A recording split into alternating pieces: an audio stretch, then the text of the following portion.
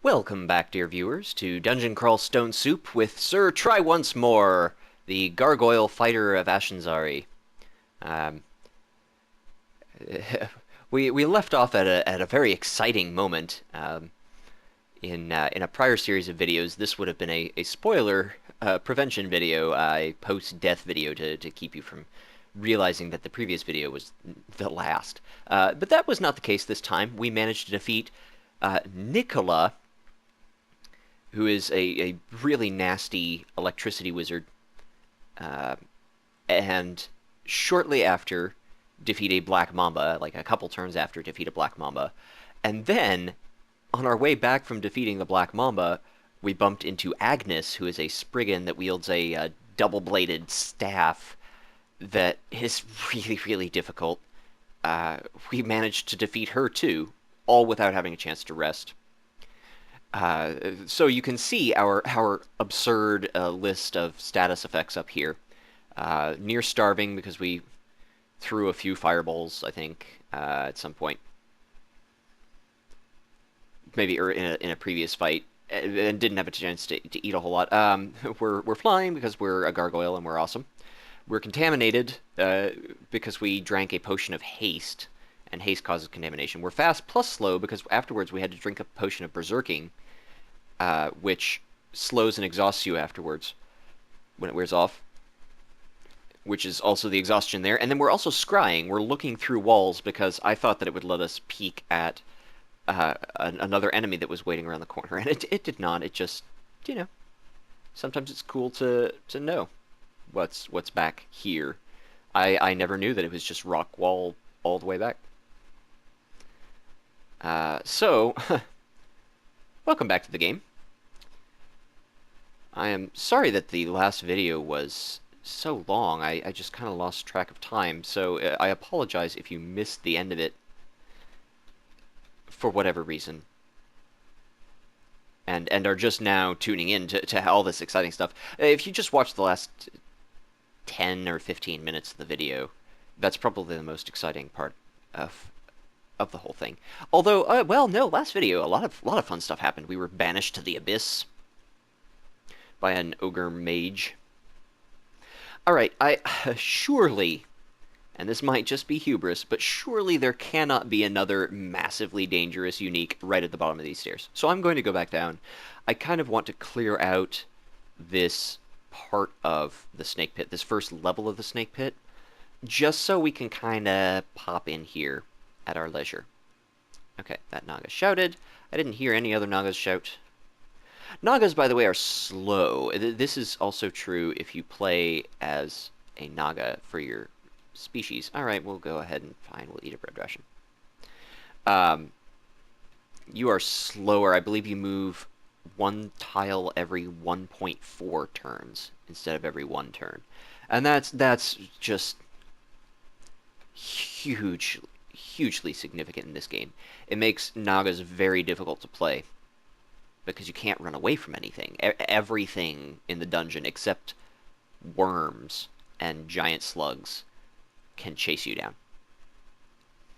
down. This is not a room I'm going to enter. I can see some dangerous monsters in there, thanks to Ashen'Zari being the cool goddess that she is. This is also why I'm not using the auto-explore key, because the branches have more of these sort of semi-vaults, like trap rooms, like you see above there, where if you're auto-exploring, you'll just, because that's the next, you're coming from here, and you auto-explore this area and that, and you just bump into that door and open it up, and suddenly there are all these dudes. Whereas we can afford to be cautious if we move, or we will be more cautious if we move one tile by one tile. It's slower certainly, but the branches are not like the dungeon or the lair where you can make a mistake and come back from it relatively easily, unless it's a very big mistake. Here, everything is dangerous on a totally different level, and a single misstep can put us in a very bad spot. Like, imagine if we had Well, we did accidentally take a step closer to Nicola at the beginning of that fight when I was fiddling around with the map. Um, and uh, misinput a command, misclicked, as it were. And that was totally my fault. It was very foolish of me. And we were fortunate enough to come back from that, but it could have been even worse. All right, move back this way. I think that's a harmless monster, that sad, sad little looking face. Yeah, it's a poor little adder. It's the kind of monster that, under different circumstances, if I were a high hunger race, like a troll or an ogre, that's the sort of circumstance where I would consider letting that adder live. Just leaving it on this level of the snake pit, or even diving down a few levels of the snake pit, just skipping them entirely, and leaving all of those as potential corpses for later in the game. Like if I were starting to run out of permafood, I could come back and hopefully by that point have, say, found an amulet of the Gourmand or something um, as an emergency food supply. Additionally, if you're escaping with the Orb of Zot, but you're starving while you're doing so, you can just die from starvation, and that's just the most heartbreaking thing. To starve to death within sight of the dungeon entrance and a victory.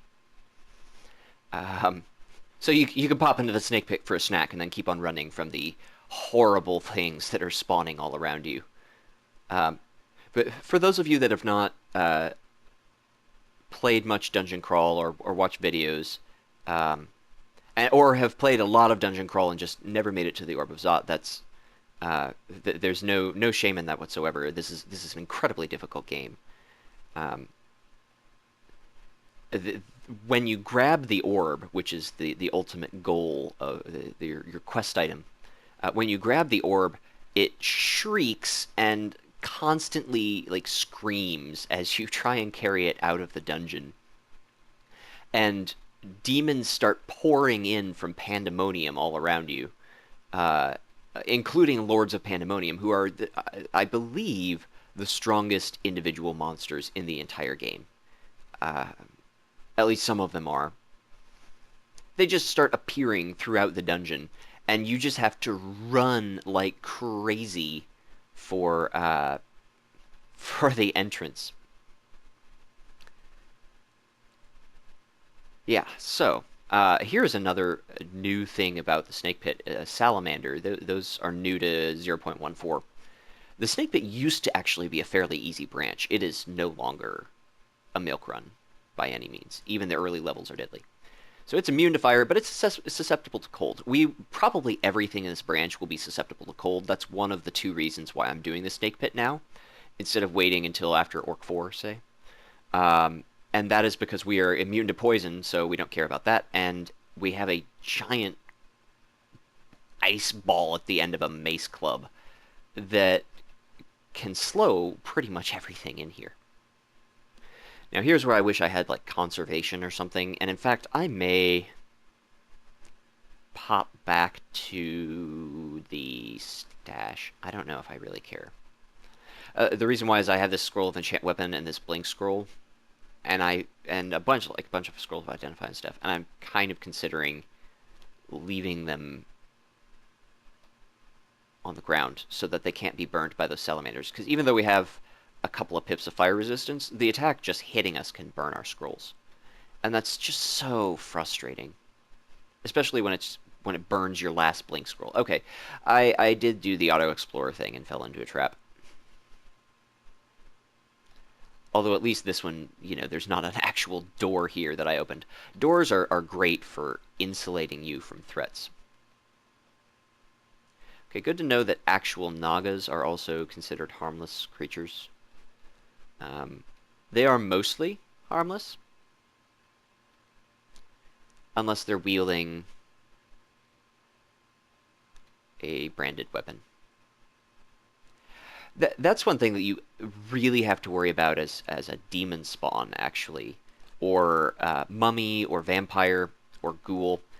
The undead and the demon spawn, the evil creature characters, I guess, they all suffer massive damage from weapons of holy wrath, in addition to not being able to wield them. Um, and that's just that just gets you sometimes. It'll be a regular orc or a regular naga that normally you would just, completely ignore and not give a care about. And it just happens to, like you're a melee fighter with a high armor class and a low evasion, and it hits you a bunch of times and would normally do no damage except that you receive a smite effect each time. It's really rough, and it could come out of nowhere.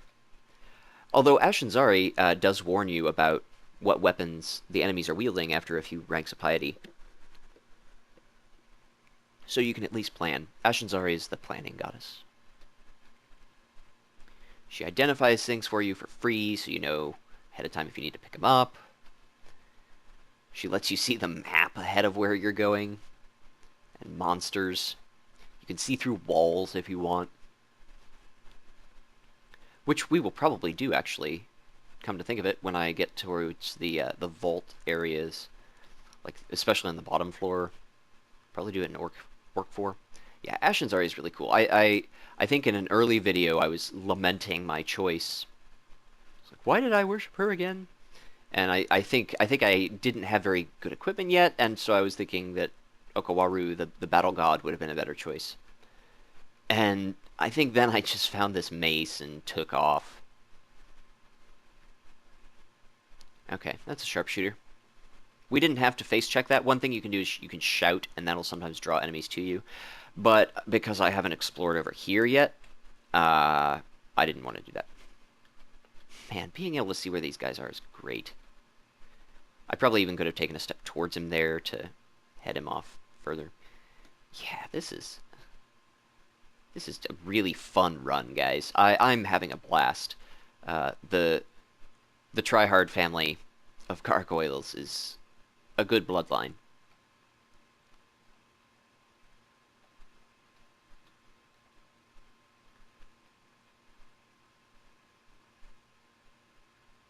If you're just tuning into these videos now, I have mentioned in previous videos that my first ascension, it was a 3-rune ascension, so the easiest one that you can do, as a gargoyle fighter of Okawaru. I was really strong. I even considered at the time trying to turn it into more than a 3-rune run. That is, get to the end of more branches and pick up unnecessary runes.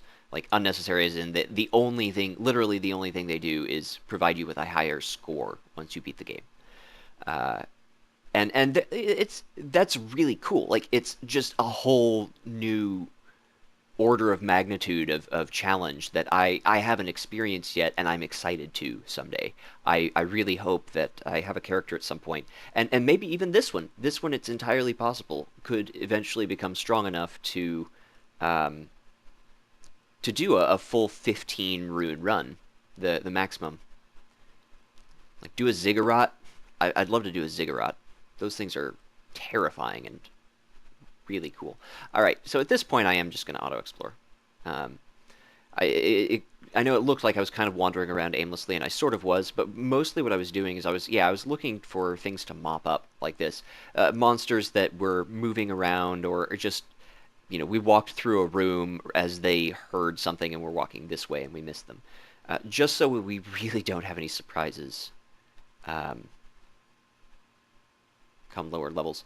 The reason why I'm walking towards this guy is because I know what he does. He just Force Lance, which it can hurt us. I'm not too worried about it. But he also does some interesting things with poison. Like, he has this one happens to have Olgrib's Toxic Radiance, which we don't care about. We're completely immune to poison. Okay, we are constricted, which can be super, super dangerous. Fortunately, we're strong enough that we can basically beat down anything that's constricting us. But we have to be very careful not to get swarmed. Yeah, we have better gloves than that. Okay. Yeah, here's the corpse of Agnes. or the former corpse of Agnes. That's her her crazy vampiric staff. Lajatangs are really powerful, and vampiric weapons are really powerful. They heal you as you deal damage with them. Fortunately, like I'm not even sort of jealous. We have an awesome mace at our disposal. It's a really, really strong weapon. Like I would not be entirely surprised if we were still using this mace in the Orb of Zot chamber. It is very, very possible that we do not find a better weapon throughout the entirety of the game. Or, you know, we could find something in the snake pits that just blows it away. That's another cool thing about this game, is that it just surprises you with these neat items. You'll have a few really dry runs. I'm kind of not taking this as seriously as maybe I should, but I feel like it's fine. Since we've mostly cleared out the rest of the level, I'm not worried about being surprised in that situation. They're a known quantity. Yeah.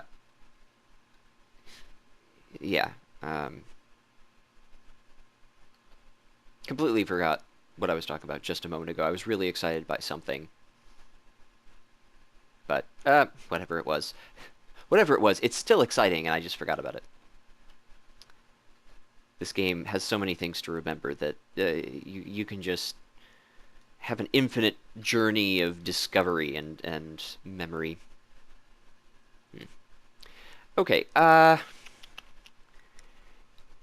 first level was pretty challenging.